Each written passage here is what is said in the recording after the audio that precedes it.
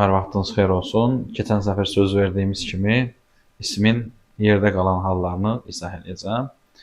Keçən dərsimizdə adlıq, yiyəlik və yönlük hal haqqında məlumat vermişəm. İndi yerdə qalanlar isə təsirlik, yerlik və çıxışlıq hallardır. Təsirlik hal nədir? Hərəkətin hansı bir əşya üzərində icra olunduğunu bildirir. Yəni, obyekt anlayışı təsirlik hal üzərində yoxlanılır. Təsirlik hal I+4 və N+4 şəkilçisi vasitəsilə düzəlir. Kimi, nəyi və haranın suallarından birinə cavab verir. Nə etdim? Tanıdım. Kimi tanıdım? Onu. Demək, baxıb, burada təsirlik hal vardı. Təsirlik hal özü iki yerə bölünür. Müəyyənlik təsirlik hal, müəyyən təsirlik hal, bir də ki, qeyri müəyyən təsirlik hal. Demək, təsirlik hal neçə yerə bölünür? İki yerə bölünür. Müəyyənlik təsirlik hal, qeyri müəyyən təsirlik hal. Biz bunu harada görmüşdük? Yiyəlik halda da. Yiyəlik hal özü də iki yerə bölünürdü. Müəyyənlik və qeyri müəyyənlik. İndi təsirlik hal özü də iki yerə bölünür. Müəyyənlik və qeyri müəyyənlik. Müəyyənlik halın, gəlin görək şəkilçisi nədir? Adi təsirlik hal necədir? I+4 və N+4 şəkilçisi vasitəsilə düzəldir. Kimi, nəyi, haranın suallarının birinə cavab verir. Qeyri-müəyyən təsirlik hal nədir? Qeyri-müəyyən təsirlik hal nə sualına cavab verir? Nə sualına cavab verir? Xüsusi şəkilçisi yoxdur. Demək, qeyri-müəyyən təsirlik hal nə oldu? Qeyri-müəyyən təsirlik halın şəkilçisi yoxdur. Nə sualına cavab verir? Qeyri-müəyyən təsirlik hal nə sualına cavab verdiyi üçün adlı hallı oxşarlıq təşkil edir. Demək, adlı halda nə sualına cavab verir? Qeyri-müəyyən təsirlik halda nə sualına cavab verir? Adlı halla qeyri-müəyyən təsirlik hal demək ki, bir-birinə bənzəyir. Onlar necə fərqləndirmək lazımdır? Gəlin bir-bir baxalım. Demək, qeyri-müəyyən təsirlik hal nə sualına cavab verdiyi kimi, nəyi sualına da cavab verə bilər. Məsələn, deyirəm, kitab aldım, düzdür?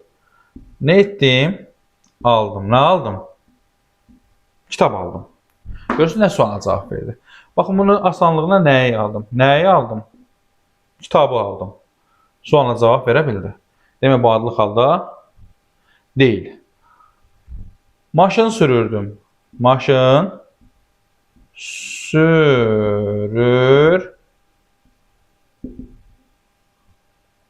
Ne edirdim? Sürürdüm. Nə sürürdüm? Maşın. Görürsünüz? Nəyi sürürdüm? Maşını sürürdüm. Nə sualına cavab verdiyi kimi, nə sualına da cavab verə bilər. Məsələn, deyirəm, kitab bilik mənbəyidir. Mənbəyidir. Kitab bilik mənbəyidir. Bilik mənbəyidir nə? Kitab. İndi baxın, nəyi bilik mənbəyi deyə bilərik? Deyə bilmirik. Demək ki, kitab nədir? Adlı hal hesab olunacaq. Demək, adlı hal nə sualına cavab verdiyi kimi, nəyə sualına cavab verə bilmir? Amma qeyri-müəyyən təsirlik hal nə sualına cavab verdiyi kimi, nəyə sualına cavab verə bilər? İkinci necə olmalıdır? Demək, ən yaxşı yol əslində budur. Deyirəm ki,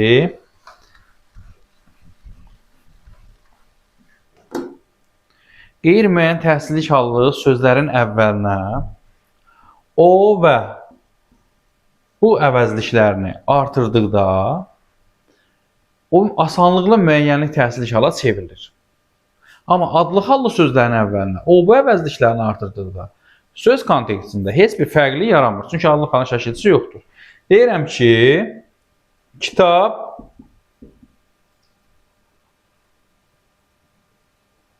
aldım. Deyəm. Düzdür. Kitab aldım. Bir də elə bayaqki cümləni yazıram. Kitab bilik mənbəyidir. Mənbəyidir. Çox rahat. Baxın, indi o və bu əvəzliklərini qoyun. O kitab aldım ola bilər. Necə olacaq? O kitab aldım yox. O kitabı aldım. Asanlıqla müəyyənlik təhsilli şala çevrilir. Fikir verirsiniz, o kitab aldım. Və yaxud da bu kitab aldım olmaz. Bu kitabı aldım daha doğru olur. Demək bu nədir? Qeyri-müəyyən təhsilli şal.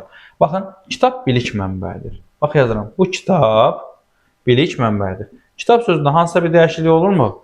Olmur. Demək hansı halda olacaq?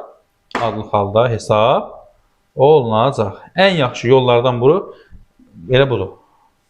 Və yaxud da deyilir ki, qeyri-müəyyən təhsilli şallı sözlərin əvvəlinə onu və bunu əvəzliklərini də artırmaq olar. Kitabı aldım, onu aldım. Bu onu bilik mənbəyidir. Deyə bilərik? Xeyr, deyə bilmirik. Demək ki, bu adlı hal hesab olunacaq. Bir şeydə nəzərinizdə qaçırmayın ki, təhsilli hal əsasən feili xəbərin yanında işlənir. Amma adlı hal istənilən yerdə işlənə bilər. Demək, adlı halla qeyri-müəyyən təhsilli halların oxşar cəhətləri nə oldu? Fərqli cəhətləri nə oldu? Oxşar cəhətləri oldu, nə sualına cavab verir? Fərqli cəhətləri nə oldu? Demək, qeyri-müəyyən təhsilli halı nə sualına cavab verdiyi kimi, nəyə sualına cavab verə bilər? Qeyri-müəyyən təhsilli şartlı sözün əvvəlinə o-bu əvəzliklərini artırırıq, asanlıqla müəyyənlik təhsilli şartla çevrilə bilir. Ən asan yolu budur. Bununla yoxlamaq daha rahat əslində. Bir də ki, qeyri-müəyyən təhsilli şartlı daha çox feili xəbərin yanında gəlir. Amma adlı xalsa istənilən bir yerdə gələ bilər. Yəni feili xəbərə də, ismi xəbərə də aid ola bilir. Bu bizim demək, qeyri-müəyyən təhsilli halla adlı halın fərqləridir. Gəlin baxaq. Burada bir dənə bir şey də var. Bir şeyə də diqqət eləmək lazımdır. I-4 şəkilçisi var. Bax, I-4 şəkilçisi. Həm üçüncü şəxsin təkinin mənsubiyyət şəkilçisidir. Üçüncü şəxsin təkinin mənsubiyyət şəkilçisi. Həm də harda gördük? Təhsillik hal. Təhsillik halda. İndi, əgər bu şəkilçisi homonim şəkilçisisə, demək onu fərqləndirməyi bilmək lazımdır. Biz mənsubiyyət şəkilçilərini keçərkən deyirik ki, mənsubiyyət şəkilçili sözlər daha çox şəxs əvəzliklərinin hallanmış vəziyyətindən sonra gəlir. Məsələn, mənim, sənin, bizim, sizin, onlar. Məsələn, deyirəm, mənim kitabım, sənin kitabın, yəni şəxs əvəzliklərinə hal şəkilçisi artırır. Ondan sonra gələn sözlər mənsubiyyət şəkilçili isimlər olur daha çox. Mənim kitabım, sənin kitabın, onun kitabı, bizim kitabımız, sizin kitabınız, onların kitabları. Demək, şəxslər nədir? Birinci şəxsdə mən və biz cəmində. İkinci şəxsin təki sən, cəmi siz. Üçüncü şəxsin təki o, üçüncü şəxsin cəmi onlar. Demək, baxın, üçüncü şəxsin dedim ki, demək, hansı sözlə əlaqələnəcək? O onu. Demək, burada əgər mənsubiyyət şəkilçili sözün əvvəlinə onun və öz əvəzliklərini artıra bilirsə, olacaq mənsubiyyət şəkilçisi. Artıra bilmirsə, təhsilli şal. Gəlin, yoxlayalım. Deyirəm ki, kitabı məndə qalıb. Özünüz yoxlayın, zəhmət olmasa, baxın, çox rahatdır. Baxın, onun kitabı, bu bir dənə nömrə yazım. Kitabı aldım. Düzdür? İndi gəlin yoxlayalım. Onun kitabı məndə qalıb. Deyə bilərəm. Niyə demirəm ki? Onun kitabı məndə qalıb. Heç bir kontekst pozulmur. Düzdür? Demək, burada I nədir? Təhsil şal. Və yaxud da deyə bilərəm, öz kitabı, üzrü sağ. Onun və öz əvəzlərinə mənsubiyyət. Onun kitabı məndə qalıb. Bir də ki, öz kitabı məndə qalıb. Demək, nə olacaq bu? Asanlıqla bildik ki, mənsubiyyət şəkilçisidir. Kitabı aldım. Nə etdim? Aldım. Nəyi aldım? Kitabı. Tamamlıq vəzifəsində çıxış edib, fikir verin. İndi baxın, onun kitabı aldım ola bilər, öz kitabı aldım ola bilər, xeyr. Demək, bayaqlar dedimi, onu və bunu əvəzliklə. Baxın, onu aldım. Demək ki, həqiqətən burada I nəymiş? Burada I təsirlik haldaymış, burada I isə mənsubiyyət şəkilçisi. Demək, üçüncü şəxsin təkinin mənsubiyyət şəkilçisi ilə təsirli şal şəkilçisi, I-4 şəkilçisi, homonim şəkilçilərdir. Onu fərqləndirmək üçün bilmək lazımdır ki, mənsubiyyət şəkilçisi sözün əvvəlinə onun və öz əvəzliklərini artırmaq mümkündür. Qeyri-müəyyən təhsilli şalın əvvəlinə isə onun və öz əvəzliklərini artırmaq mümkün deyil. Təhsilli şal, onu da qeyd edeyim ki, təhsilli şal ismin yeganə halıdır ki, xəbər vəzifəsində çıxış etmir. Yəni xəbər vəzifəsində çıxış etmirsə, demək xəbəri şəkildə qəbul etmir. Təsirli çal qoşmaları qoşula bilmir. Daha çox fe'li xəbərin yanında gələ bilər. Sonra hansı halımızdır? Bəzən ismi xəbərə də aid olur. Daha çox fe'li xəbərə borclu sözündən olanda bəzən ismi xəbərə də aid olur. Yerli kal. Yerli kal nədir? Hərəkətin yerini bildirir. Dadə şəkilçə vasitəsilə düzəlir. Kimdə, nədə, harada suallarından birinə cavab verir. Kimdə, nədə sualına cavab verdiyi üçün demək, tamamlıq vəzifəsində çıxış eləyir. Harada sualına cavab verdiyi zərflik vəzifəsində çıxış eləyir. Kimdə deyir, haradadır, nədədir vəzifəsində çıxış elədiyi üçün xəbər vəzifəsində çıxış eləyir. Demək, hansı vəzifələrdə çıxış elədi? Daha çox, demək, tamamlıq, zərflik və xəbər vəzifəsində çıxış edə bilir. Kitabda məlumatlar var. Var. Harada? Görürsünüz? Harada. Daha çox, harada yox, nədə? Nədə? Məkan bildirmir ki, nədə? Kitabda məlumat var. Yerli hal haqqında bu qədər çox da elə dərin mövzu deyil. Çıxışlı hal. Çıxışlı hal nədir? Demək, çıxışlı hal uşaqlar hərəkətin çıxış və yaxud başlanğıc nöqtəsini bildirir. Nə deməkdir hərəkətin çıxış və başlanğıc nöqtəsini bildirir? Məsələn, evə giririk. Evdən girəndə, yəni də çıxış nöqtəsindən giririk. Çıxanda da həmin o çıxış nöqtəsi haradır? Evin qapısıdır da. Həm qapıdan girəndə, həm də çıxanda həmin o bir yerdən çıxırıq da. Həm giriş nöqtəmizdir, həm də çıxış nöqtəmizdir. Hərəkətin həm giriş, həm çıxış nöqtəsini bildirir. Yönlü halın əksidir. Dandan şəkilçə vasitəsilə düzəlir. Kimdən, nədən və haradan suallarından birinə cavab verir. Məsələn, bir dənə nümunə yazmışam. Kitabdan öyrəndim. Haradan öyrəndim? Kitabdan. Sonra çıxışlı hal barəsində demək sonu, n və m samitləri bitən sözlərdən sonra dan şəkilçisi artırda, yəni çıxışlı hal şəkilçisi artırda necə tələffüz olunacaq? Nən kimi çıxışlı tələffüz olunacaq. Məsələn, nümunə yazıram. Yazıram səndən. Bax, n. Düzdür? Dandan gördük. Çıxışlı halda səndən kimi tələffüz olunacaq. Və yaxud yazıram məndən.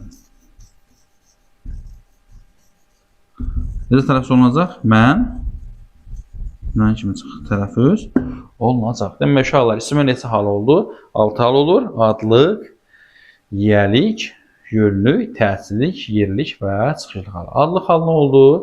Adlıq hal kim, nə, hara suallarından birinə cavab verir? Xüsus şəkilçisi yoxdur. Yiyəlik hal. Yiyəlik sahiblik mənasında işlənir. N-4, N-4 şəkilçisi vasitəsilə düzəlir. Kimin, nəyin, haranın suallarından birinə cavab verir. Neçə yerə bölünür? 2 yerə böldük. Müəyyənlik və qeyri-müəyyənlik, yiyəlik hal. Təsirlik hal.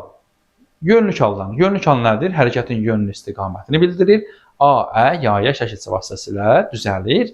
Kimə, nəyə, haraya suallarından birinə cavab verir. Sonu A, ə saitlə bitən sözlərə yönlü hal şəkilçisi qoşulduqda sözdəki açıq saytlar qapalı saytlardan birinə çevrilir. İndi məlumatları verirəm, qısaca yadımıza salaq, yaddaşımıza təzəliyək.